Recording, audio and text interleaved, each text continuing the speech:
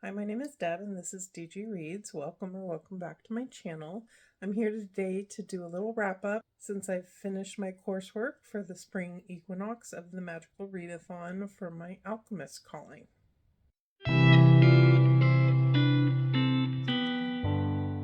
So I have my handy dandy notes here of what courses I took and what those books were. So let's get into it. For elemental studies, I needed a source of light on the cover, and this is where I stretched prompts a bit and counted the starlight in Days of Blood and Starlight as my source of light. This is by Laini Taylor, and this is the second book following Daughter of Smoke and Bone. I didn't love this as much as I liked the first book. It took some different directions. Characters that I wanted to see together were apart a lot in this book. There's not a lot I can say about the plot since it is a sequel and it pretty much anything would spoil. But still, I will be continuing on and finishing the third book, maybe, hopefully, next month. I still had some entertaining moments with it, and I gave it a 3.5. For animal studies, I needed a yellow title, and for that I read Your Shadow Half Remains, which unfortunately was a big disappointment. This is set in a world where eye contact with another person can send one into a deadly rage, and that concept was really filled with potential, and unfortunately this, for such a short book, felt like it had a lot of filler material in it, and there were a few creepy moments that I really liked, but in general it unfortunately just didn't call to me. It took me 3 days to get through this reading it in print, and that's not usual for me. So it's just one that I had some good moments with, but it didn't call me to pick it back up, so this one got a 2.5. Next up, for astronomy, I needed a book that was recommended based on my zodiac sign, which is Libra. And for this, I picked up Natural Beauty by Ling Ling Wong. And this one I really had a good time with. It is following a woman who winds up working in the beauty industry, and there's something going on beneath the surface, and you don't quite know what it is, but you know it's something weird, and that just really kept me hanging on, wanting answers and wanting to find out what was going on. There were a few moments I felt like it got a little slow, and overall it wasn't exactly a perfect read for me, but it did get a 4.5. For alchemy, I needed a book with circle on the cover, and for this I read Indian Burial Ground by Nick Medina, and this was a gifted copy from Berkeley Publishing. And this one, I didn't love it quite as much as his first book. It took me a while to get into, and I did read some of this also on audio from PRH Audio, and unfortunately I didn't exactly jive with the male narrator. The premise of this one is that a young man is killed and it's called a suicide, and his girlfriend doesn't believe that he would have killed himself. So in the present day, she's investigating that. Her Uncle Louis comes back, and he's an older man now. He left the reservation when he was young, and he's telling stories about something sinister that was going on the reservation when he was a boy. And what didn't quite work for me on the audio is that all of these stories being in a young man's head and talking about things, but in an older narrator's voice, didn't quite work for me. It threw me out of the story a little bit. This one is definitely on the slower side. It's got some really hard-hitting messages about suicide, about mental health. Definitely check trigger warnings going into it. But overall, I really enjoyed this one. It wound up somewhere between a 3.5 and a 4 for me. For Inscription, I needed to write down 3 titles and pick one, and the book that I picked for that was Last to Leave the Room by Caitlin Sterling. This was a highly anticipated read for me. This was a gorgeous special edition copy, and unfortunately it just didn't live up to my expectations.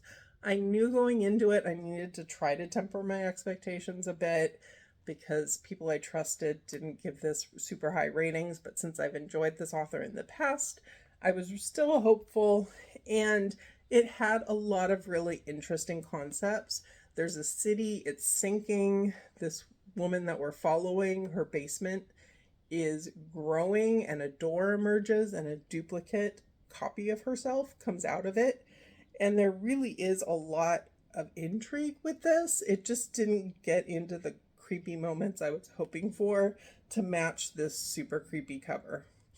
So this one wound up being a 3 for me. For Artificery, I needed a lock or a key on the cover, and for this I read Emily Wilde's Encyclopedia of Fairies. This is the really gorgeous Fairy Loot edition, and I had a good time with this one. I don't think it's exactly my typical type of fantasy, and if you're not one who wants a cozy fantasy, this isn't one I would necessarily recommend, but I still had a good time with it. I still will pick up the second book. But you have a little bit of romance, you have a lot of lore about different types of fairies in here, and we're following the title character, Emily, as she's exploring these things, and it was a good time. It was a fun read, and overall this one got a 4 from me. For spells and incantations, I needed to random generate a number and find a title of that length. And this one was a struggle to find, but I did find They Drown Our Daughters by Katrina Monroe. And I was glad to finally get to this one, as it's definitely a title that's been on my shelves for a while. This is set in a seaside town with a lot of lore around the water. In particular, the family of our main characters have been tied into a lot of death around the ocean. And I enjoyed this in part. The atmosphere was top-notch. That was excellent. I love a good atmospheric seaside town, and this really delivered for that. The narrative itself and the way we were following different members of this family, going back and forth in time a little bit, I liked, I didn't love. It lost me in a couple of places when it got a little slow, and it just didn't 100% grab my attention, but I really enjoyed a lot of parts of it. So in the end, this gets a 3.5. Next, for restoration, I needed a book that I thought could cure a reading slump, and for this I read Krista Comes Out of Her Shell by Abby Waxman. This was a gifted copy from Berkeley Publishing, and Abby Waxman is an author who's just a comfort read. And in this book, we're following Krista, who's mostly locked herself away on an island studying sea snails, and news that her father, who she believed had died when she was a child in a plane crash, actually has been living somewhere off the grid all these years and is now back, forces her to come back and face her history with her family, a new relationship potentially with an old friend. And it was a cozy read. Characters, as with many of Abby Waxman's books, are very quirky, and that was the case here, which I do enjoy. I do think this one felt a little bit slow and maybe a little bit longer than it needed to be, but overall, this was a really good time. I don't know, looking back, if I would say this is a slump buster, but I still had a good time with it, and I gave this one a 4. And then my last book was for demonology, and this was for a book that I didn't pay for. I chose Funny Story by Emily Henry for this one. This is another one I was gifted by Berkeley Publishing, and this wound up being my favorite out of the bunch, and probably my favorite Emily Henry. The premise of this one is we're following a woman who has been dumped by her fiancé for another woman, and she needs to make ends meet and proposes that she wind up rooming with the ex of the woman that her fiance left her for. It's very hard to keep that straight in my head, but it winds up with some funny moments, with some very touching moments.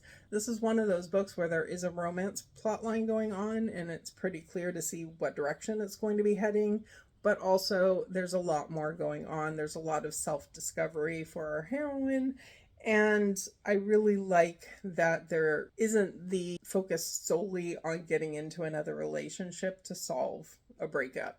And this one got a 5-star from me. I did also, for lore, have to read The Legend of Dia by G, which I did manage to not forget and get done. So that wraps up the Spring Equinox for me.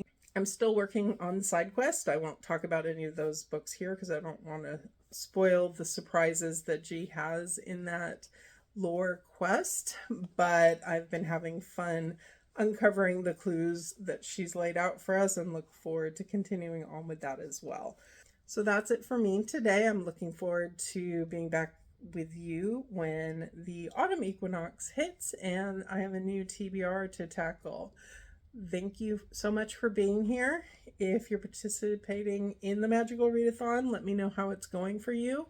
If you're not and you've made it this far and you don't have anything to comment, give me a witch emoji or something that makes you think about magic in your emojis. And I'll catch you in the next video.